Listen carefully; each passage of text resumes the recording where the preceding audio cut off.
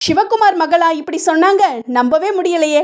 நட்சத்திர காதல் தம்பதியான சூர்யா ஜோதிகா இப்பெல்லாம் அதிக அளவு ட்ரோலுக்குள்ளாகிறாங்க.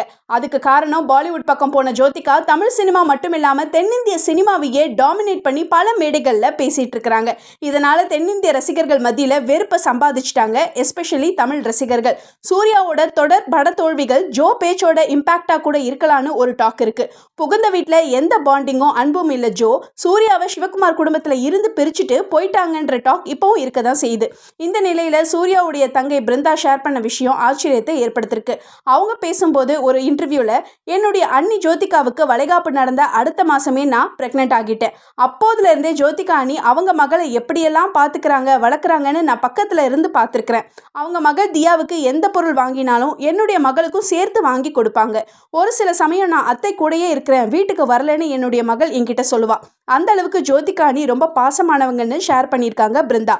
இப்படியே பாசிட்டிவ் வைப்ஸோட சூர்யாவோட கருப்பு படம் சக்சஸ் ஆனா பரவாயில்லன்னு கமெண்ட் பண்றாங்க சூர்யா ரசிகர்கள்.